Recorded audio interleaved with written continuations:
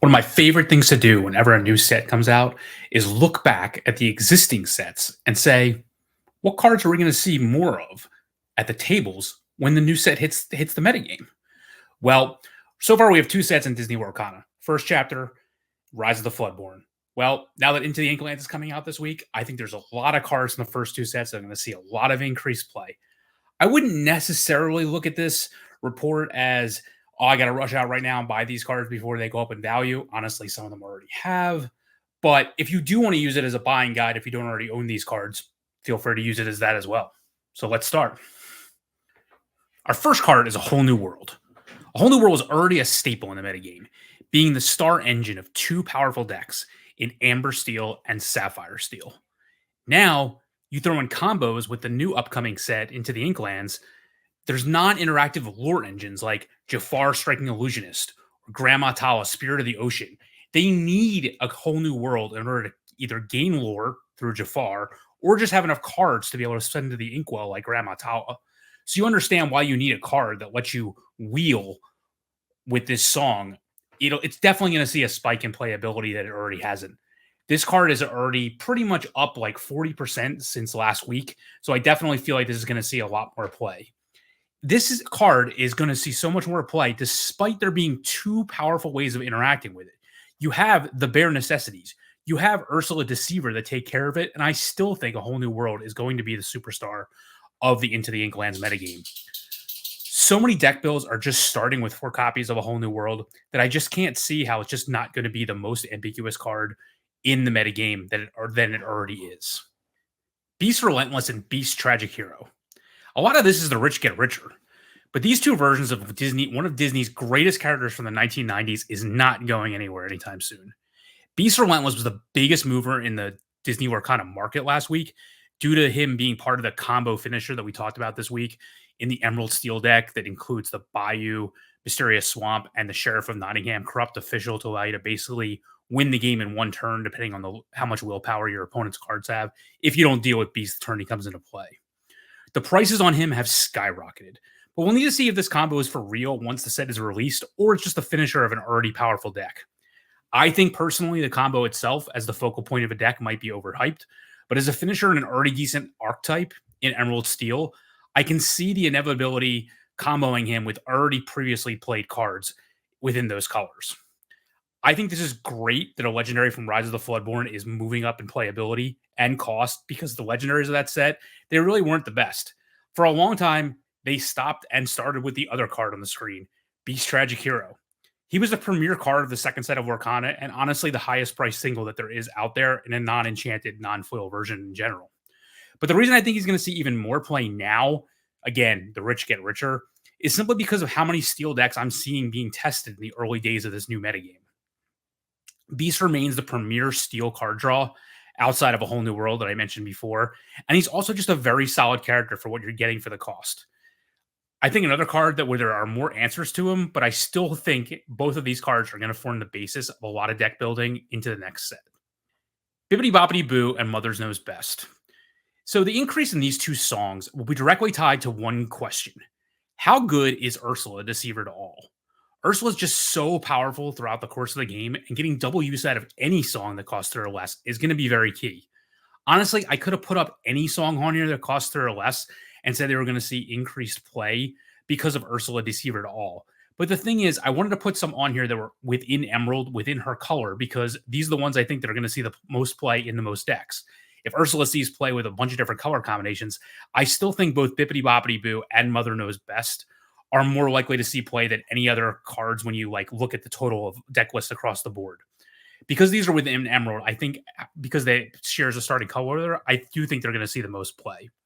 Bibbidi Bobbidi Boo can be a key engine to keeping a lot of your characters from being taken off the field, basically, getting all that damage off them. It can be key for characters that have come into play effects like Lucifer or Tinkerbell, things like that you may see Bibbidi Bobbidi Boo played with. And Mother Knows Best, it seems a little underpowered for just bouncing one character, but when you use Ursula and you bounce 2, suddenly you're keeping the field pretty clear for your other characters that are in play.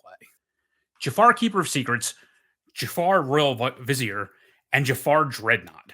I already mentioned Jafar's Striking Illusionist when I talked about A Whole New World, but you're going to need smaller versions of Jafar to shift onto, right? Well, here are your options that currently exist. I didn't include the 2511 Challenger 3 because I just think that obviously Keeper of Secrets Inconstructed is a much better option than that. I think as we get deeper into the format, the numbers and types of which Jafar you're going to run to shift the larger Jafar onto will shake itself out. It comes down to whether or not you need the Lore Bomb from Whole New World, or we can just run the new Jafar as a win condition really in any Amethyst shell. Like, for example, can you just run that Jafar as a win condition, alternate win condition, really, in something like Ruby Amethyst without having to go all in on something like A Whole New World? So therefore, you won't even see the smaller steel Jafars if we're not using steel as our secondary color.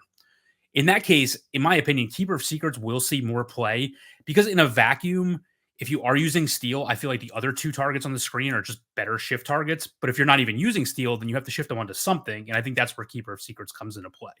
So the deck has to be steel. I do think these two Jafars from Rise of the Floodborn will take center stage. Either way, I really expect this Sorcerer from Agrabah to see an uptick in play, and you will definitely see these older versions pop up at tables. So Rise of the Floodborn releases this Friday, February 23rd at midnight. As soon as midnight hits, you're going to see our TCG Player Store. The QR codes in the top right, in the top corner, will be already stocked with plenty of Into the Inklands cards. We're not allowed to pre-sell because we don't have a retail store. But if you really want to help out the channel, you can help us in two ways. First, definitely like and subscribe to this video. Let me know in the comments below if you think there's any other cards from the past that I might have missed. But the other thing you can really do to help us out is simply order from our TCG Player Store as opposed to ordering from the TCG Player Marketplace. We save a lot of money on fees, and it just lets us know that you like our customer service directly and the content that we're doing, that you support us directly at the store instead of just supporting us in the marketplace. Like I said, Friday at midnight, line up, get your Inklands cards. We'll make sure we have them out by Monday at the latest, and you'll have them in no time.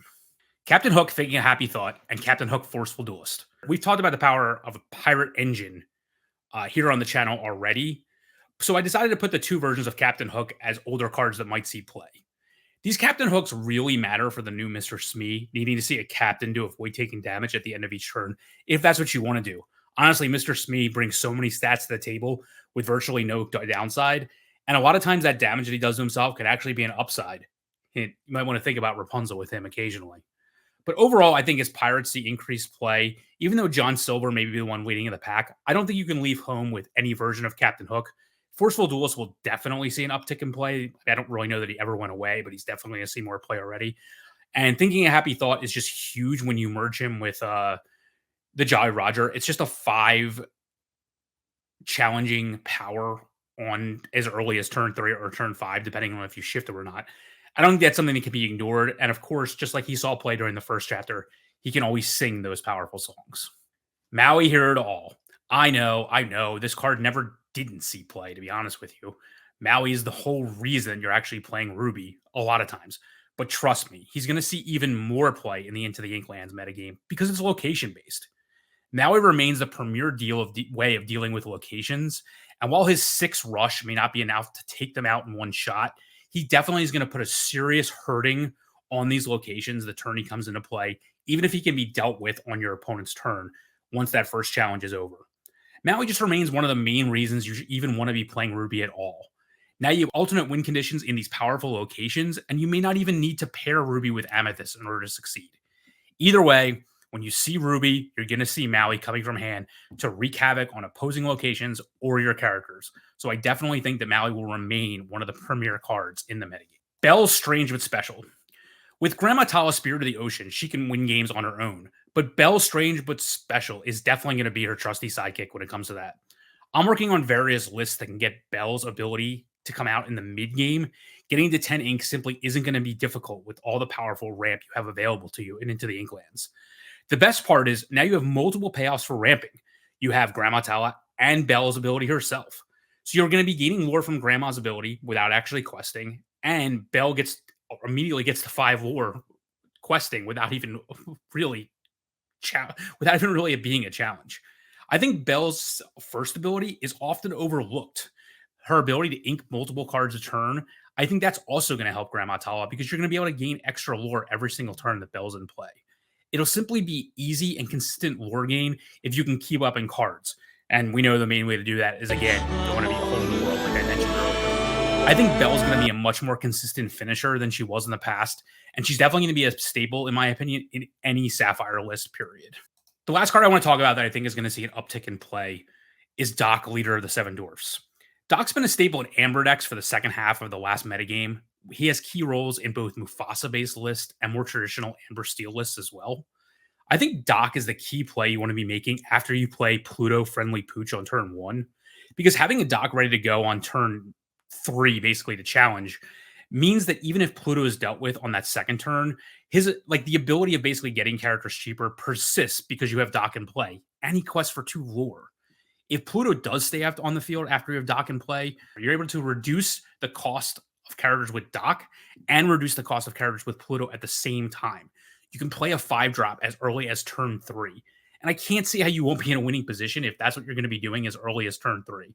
I think Doc flew under the radar in the beginning of the Rise meta, but he is in a lot of high-end Amber decks now, and I see that persisting within the Inklands metagame. I think that's really just scratching the surface on what cards out of the prior sets are really going to see an uptick in play as a result of cards from Into the Inklands. But I did want to start with that list because even though I don't think it's exhaustive, I do think it's a pretty good list of cards that I have already seen an uptick in play as I'm practicing with various players out there.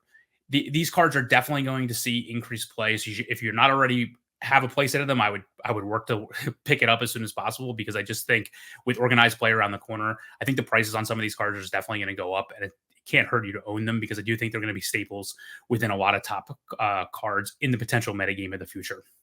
If you like this type of content, again, please hit like. Over the next couple of weeks, we're definitely going to be increasing our coverage of Into the Inklands. If you want to hear about any other specific topics, whether it's finance-based or whether it's ideas for decks, just leave a comment below. Let us know. Again, hit like and subscribe, and we'll see you on Friday when Into the Inklands releases.